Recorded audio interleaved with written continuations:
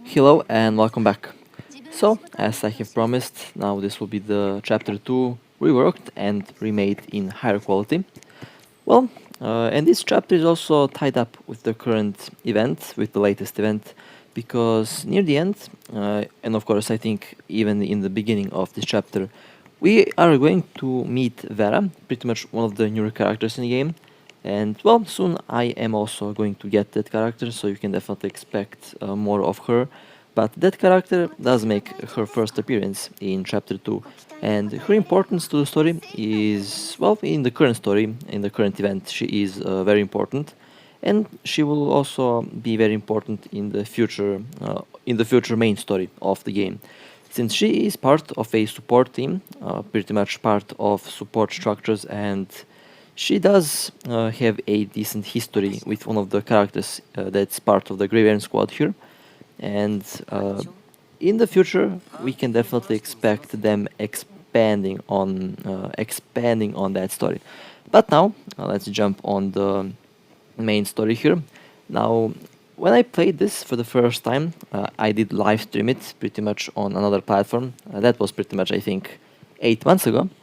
And chapter 2 compared to chapter 1 does bring a lot of new things to the game, and of course, those things are slowly going to be more relevant than before. And I do expect from the developers to add a lot of more stories like these, where they definitely take advantage of the previous chapters and, of course, of some of the characters that were present, and they can easily tie everything up with the character stories, since I think the character stories are going to be very important and very interesting later on in the global release of the game. And I know everyone is pretty much waiting for the global release, and soon we're going to get the Taiwanese, Japanese version, and after that I think global will be next. But again, we will see, time will tell. And of course, the current main team of the Graveyard Squad consists of the three main characters of the main cast, and of course, from time to time you will see Nanami joining in and out, because Nanami pretty much is a little bit different than compared to the other characters, mostly because she does work on her own mostly, and she isn't part of any squad. And of course, she did decide to join us for various reasons. Well, and also we can see the map design getting slowly, should I say better, or should I say the map design is getting progressively, the map design is progressively following the story. And that pretty much means as the story goes, the maps are going to follow the story, and most of these maps are going to be unique for themselves. And most of these chapters are going to have separate maps for them. And of course, I do expect a open world in this game that will be consisting of a big map that I think people will like it, because I personally think the designers of this game are doing a good job with the overall maps and with the overall details. So a open world for this game is definitely going to be very interesting, and it will be a very interesting concept that I can't wait to see. And of course, I'll be following that very closely, and of course, I'll be following the development of that when it gets released very closely. Now, this whole chapter 2 does tell us a lot about the overall structure relationship, pretty much how they behave to one another. And here we did learn, and we will learn, that Lee, pretty much the structure that is wearing the blue robes and pretty much the blue clothes, is pretty much very protective of Liv for some reason. And of course, we learn that the commander, the pretty much the main character in the game, is also very protective of all of the other characters, including Lee, and of course including all the other Graveyard members. And that pretty much tells us that they're kind of working like a very close team. Now, as the story progresses, that will definitely change, since the overall character interaction will more will definitely feel more like a family, but not a combat squad, which I think was the goal of the developers. But again, that might be just me. But pretty much that's how I do that's how I do see the overall interactions between these characters, and I do like it so far. It definitely helps in giving a really decent gaming experience, and of course, it helps with making a bond with the characters.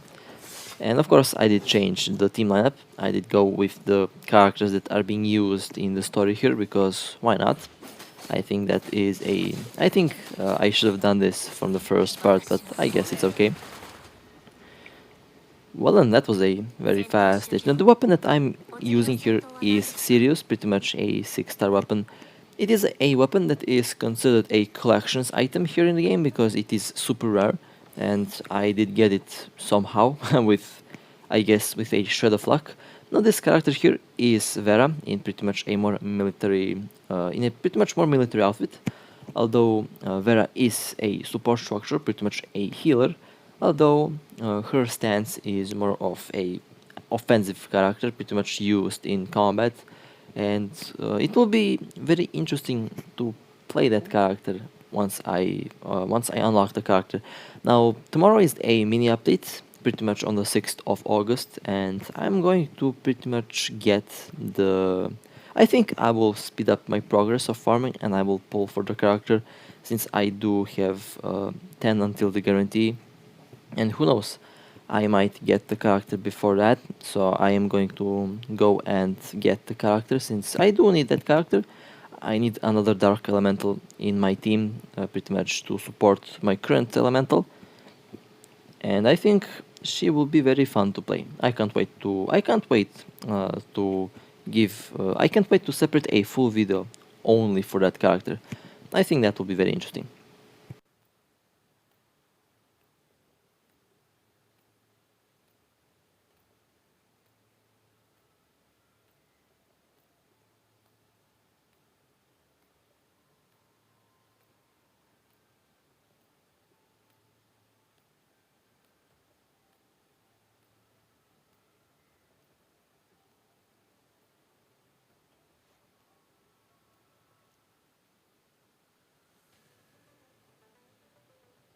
グレンは咲き乱れています。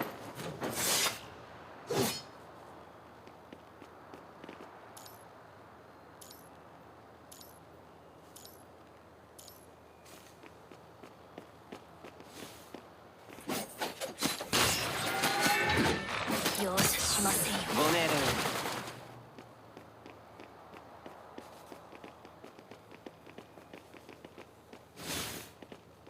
容赦しませんよ。ご命令を。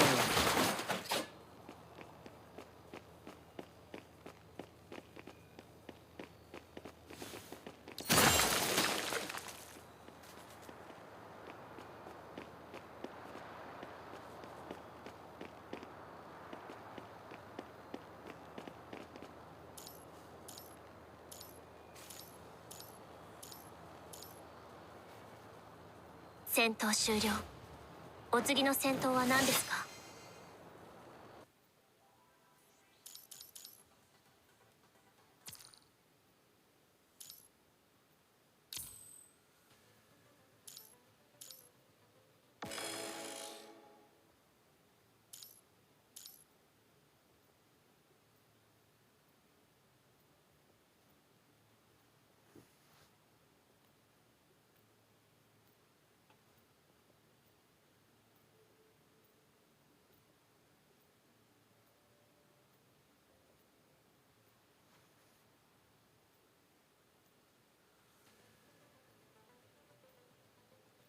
グレンは咲き乱れています。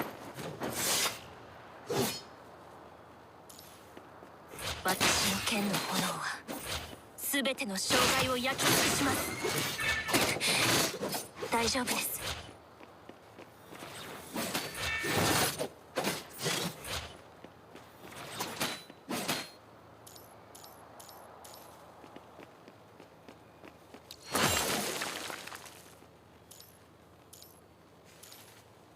戦戦闘終了。お次の戦闘は何ですか？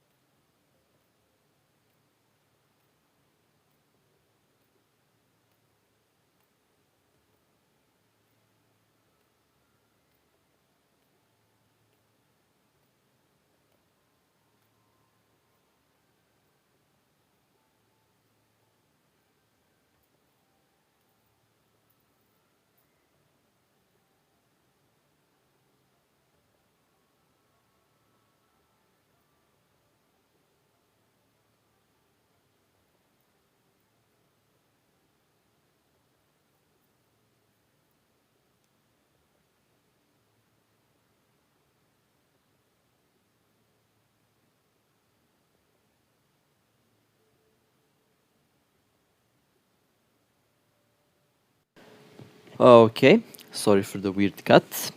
Now, I don't know how long my microphone didn't work there, but that was kinda interesting. Okay, well, I have to say that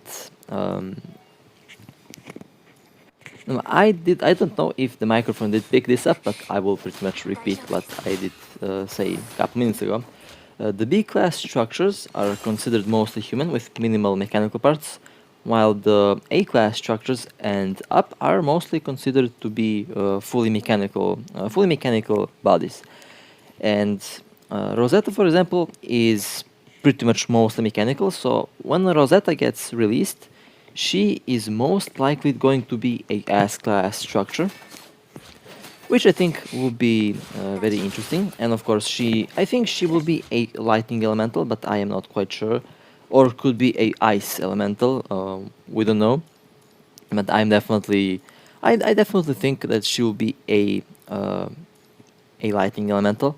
Now, we already have Bianca as a S-class lighting DPS, and in that case, I do think that Rosetta might be.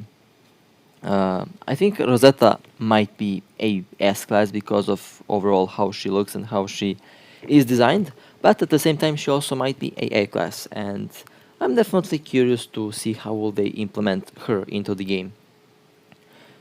Well, let's progress towards the next area. Hopefully my microphone will not cut, since it is kind of it is kind of weird that the microphone just cut there for a couple minutes. I didn't like that, but I guess it is what it is. Probably we'll have to buy a new one. It depends. Maybe it is just my phone. Who knows? Since I definitely need to repair my S6, since that phone is dead for at least 2 months now, and without it, I'm definitely kind of without a arm. Mostly because I did use that phone for a lot of stuff regarding this channel, but I guess for now I will have to settle with using only one device. Okay, let's jump into the next stage, and well, let's see what will happen. Okay, those were killed really quickly. Now, the first stages are kind of easy. I have to admit they are kind of easier than compared to the other ones. And as the stages progress, they're going to get harder and harder. And of course, once you hit, I think chapter 6 or 7, they are going to be very difficult, and you will have to pretty much have decently equipped structures for them. But of course, you can also play them without much of gear, and it will work. It will work that way as well, which is not a bad thing. Okay, that was a very fast run, I have to admit. Okay, let's see what will happen in the next round. Now, as you can see, the area in the map and of course in the cutscenes they change. I think this is pretty much inside of a city currently. I don't know which city it is. I kind of forgot where this actually takes place in.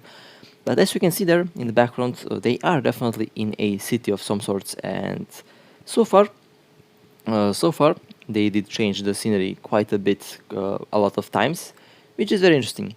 And I'm kind of very curious to see what will happen on the first anniversary of the game. What kind of event are they going to give us?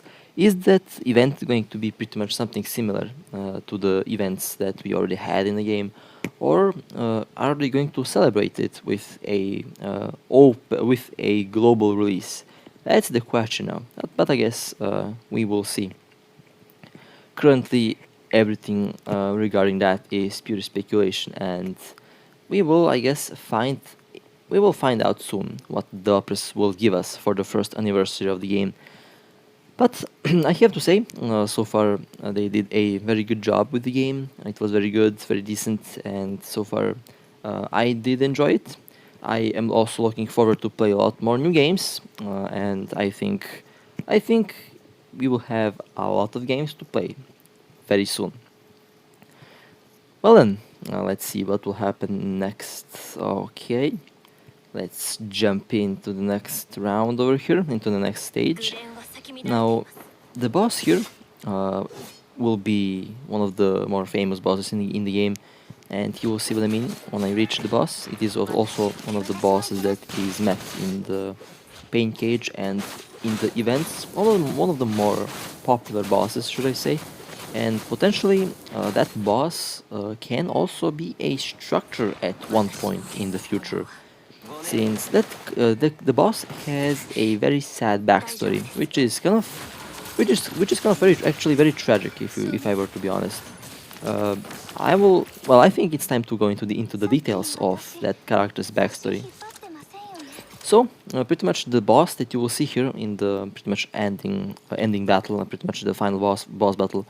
The boss name is Tifa, and pretty much that boss was before she turned into a I think into a ascendant.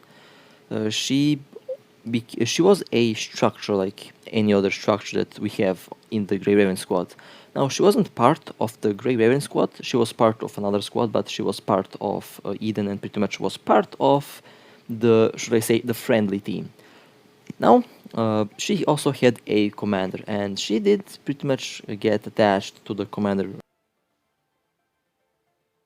to her commander a lot.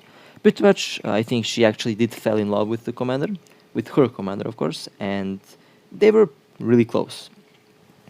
And of course, it is also recommended that the structures are really close to their commanders, because that way the connection between them can be very accurate and of course can be very strong, and that also improves combat performance. Now, her commander died while saving her, and she didn't take that lightly at all, since in these cases, if the commander dies and if the structure is very attached to the commander, then the structure can go crazy. And pretty much that's what happened to Tifa. She went insane after her commander died. And she did lose control of herself and pretty much transformed herself pretty much from a beautiful structure to the thing that you will see as the final boss. And to this very day in the game, she is also trying to get a hold of the commander that we're playing as. Mostly because she actually thinks that the commander that we're playing as is her original commander. And thinking about that now is kind of very tragic. And should I say, there is a chance, of course, that we might take her as a structure at one point. The only thing that we need to do is pretty much get her consciousness and just transfer it into a bot. Now, if they're going to do that, of course, that's up to debate. We don't know. There is the possibility. But since she is already that much attached to the commander, even though it's not her original commander, she does have already a bond with him in a way, and in the terms of combat performance, she would actually perform really well with such a connection, and they can take advantage of that if they want to, and they can pretty much take her back and pretty much use her as a structure at some point, of course. And that's why I say it will be very interesting to see most of these enemies become playable at one point. And Tifa is definitely not one of the more known, um, potentially playable characters, but she will definitely get more known as time progresses, because currently people don't talk about her much, but I think her backstory is going to be very tragic, and her backstory I think would be very good as a playable character. And I can already say that if the developers decide to pretty much add add her as a playable character, that they will pretty much add the backstory of her losing the commander, and pretty much of her going crazy, and of course in the end her getting rescued and pretty much transformed into the current structure that we might potentially use in the near or far future of the game. And of course I am looking forward for that. Kind of curious to see how she looked as a normal structure, of course, since the way she looks currently is borderline creepy, and of course, well, it definitely looks very, very creepy, if I were to be honest. And as a boss, she can be very annoying with the spikes, since her spikes can be very unpredictable. And I think as a club structure, she will be very interesting to be played. Now, of course, we just have to wait and let the developers do their work and, I guess, do their job at delivering the character. And of course, here is where Vera makes her appearance in her backstory. She was impressed by us actually pretty much kind of saving Tifa, and that's where she did pretty much see her being similar to the commander in a way, and pretty much this is what did get her attention to pretty much join us, and well, that's what made her being attracted to the commander now. A very interesting thing.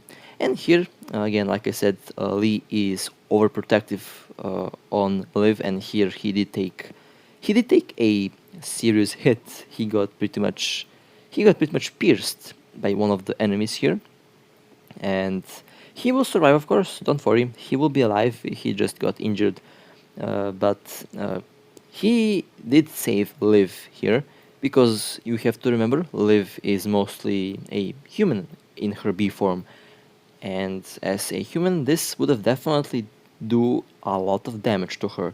So kind of him saving her is a very good thing, because it actually saved her life in a way. And overall, I did say overprotective, because he is inserting himself in a lot of non-lethal situations where Liv would have gotten unscathed.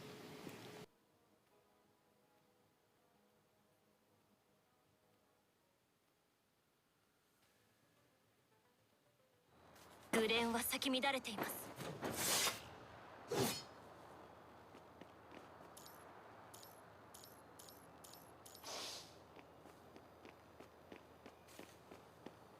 And of course, the last stage, the stealth one. I am not good at stealth. I'm about to get spotted anyway here. Just watch what will happen.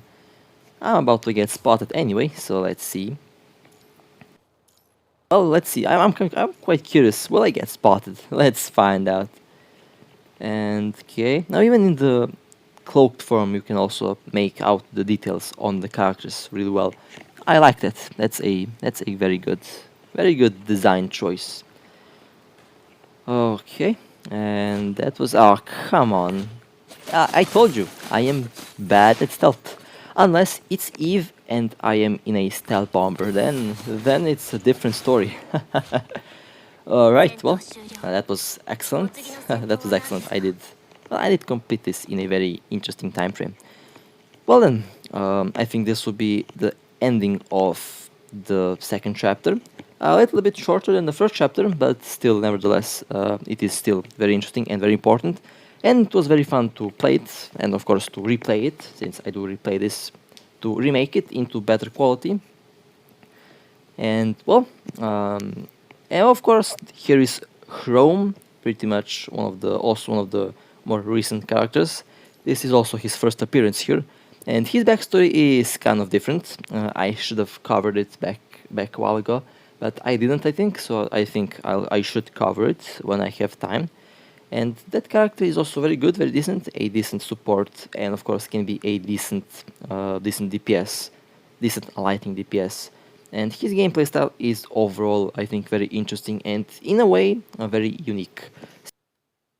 He is using the same weapon as one of the other characters, as Ayla, and well, there were some jokes running around with those two, which I think were really good. And well, I think I will also rework the third chapter and of course the fourth chapter, of course with time, since there is new content coming up. And well, I should say thank you for watching. I really hope that you enjoyed. If you have any question, feel free to ask me in the comments down below. I will make sure to answer all of them. And of course, for the grand finale, this is, guess who? This is Luna. And also, very creepy, not gonna lie, a very creepy character. And she is also going to be one of the playable characters. The 3D model is already in the game, and she might be very well one of the next characters in the near future.